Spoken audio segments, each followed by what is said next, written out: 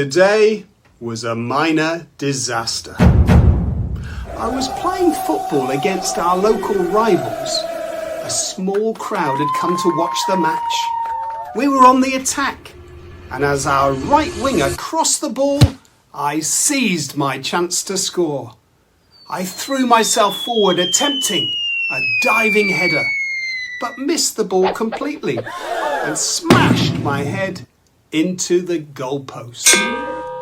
The rest of the team thought it was seriously funny, but the goalkeeper knew it was pretty ugly and came to my rescue. Are you all right? For a moment, I was seeing stars. I was clearly confused. I was taken to the sidelines, and soon the doctor and I were alone together. The coach came over and said that because we didn't have a substitute, I had to go back on. It was our only choice. The doctor threw a bucket of cold water over me, and I stumbled onto the pitch like the walking dead. Amazingly, I actually played well. In fact, I was awfully good. I managed to dribble past half their team before burying a shot into the top left-hand corner. Goal! I shouted. There was a deafening silence. Sadly, it was an own goal. I'd been shooting in the wrong direction. What a bittersweet moment. Have you ever noticed how odd some phrases sound? All of these are made up of two words you wouldn't expect to go together, and yet somehow they work. These curious combinations are called oxymorons. Let's learn all about them. An oxymoron is when you put two opposite or contradictory words side by side, and strangely, they make sense together.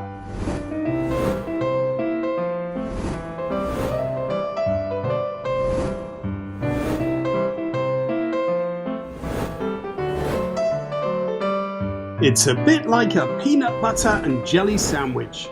You wouldn't think those two would go together, yet somehow they're a classic combo. We use oxymorons all the time. Do you recognize some of these? Jumbo shrimp, growing smaller, old news, unbiased opinion, found missing, student teacher, original copy, working holiday. I ordered the jumbo shrimp. Jumbo means very large, but shrimp means something tiny. The ice caps are growing smaller every year. Growing means increasing, while smaller means decreasing. That story about the flood is old news now. News is supposed to be new and current, but old means it's no longer recent. She gave her unbiased opinion on the topic. An opinion is personal and often shaped by feelings or beliefs, whilst unbiased means fair and neutral. The hikers were found missing from their tent early this morning. If someone is found, it usually means they've been located, but missing means they haven't. We were taught by a student teacher today. A student is still learning, while a teacher is someone who teaches. I found the original copy of my great-grandfather's will. Original means the first version, but a copy suggests it's not the first. She's in Spain on a working holiday.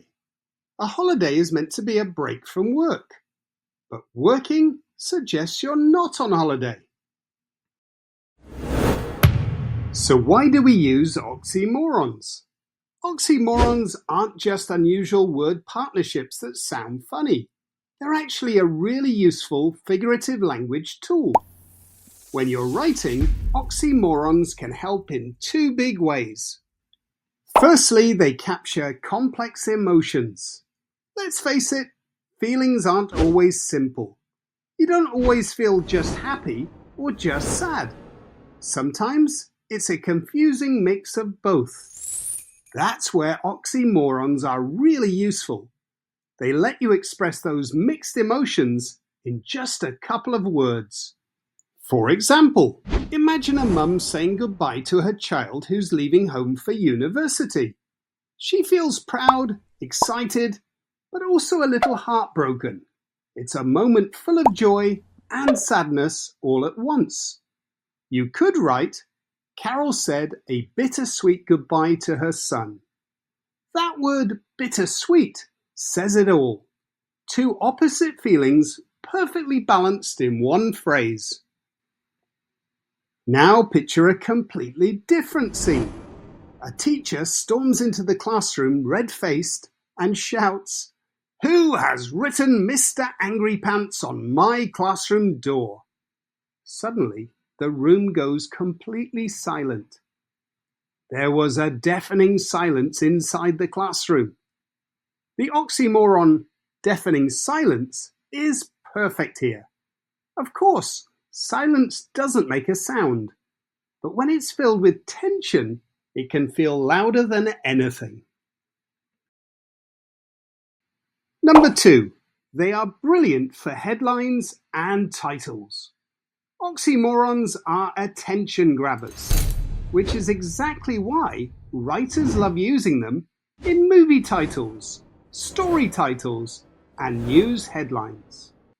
They make people stop and think, and that curiosity makes the reader want to know more. Just look at these famous movie titles that use oxymorons. Back to the Future, True Lies, The Living Dead, Definitely, Maybe. These phrases create mystery, tension, or humor, all in just a few words. That's the power of a good title. Oxymorons also show up in newspaper headlines, especially when the writer wants to be clever, dramatic, or a little bit ironic. Small crowd gathers for giant protest. Clearly confused, government backtracks again. Organized chaos at airport again. Seriously silly moments from awards night. Each one uses a contradiction to make the headline more eye-catching and thought-provoking. Can we make up our own oxymorons? The answer is yes, absolutely. In fact, making your own oxymorons is a fun and creative writing activity. Start by thinking of two opposite ideas: loud and quiet, hard and gentle, calmness and panic, politeness and defiance. Then try putting them together in a way that makes sense in the context you're describing. It might take a few tries, but when it works, you might discover a real gem. I looked across at my younger brother and gave him some silent applause. Trevor gave his goalkeeper a gentle punch on the shoulder. "You've got this." The hotel lobby turned into quiet chaos as the celebrity arrived. "I don't agree, Mr. Chambers," Tricia said in polite rebellion. So there you go. You now have a good understanding of what oxymorons are and why we use them. So start slipping a few well-known ones into your writing.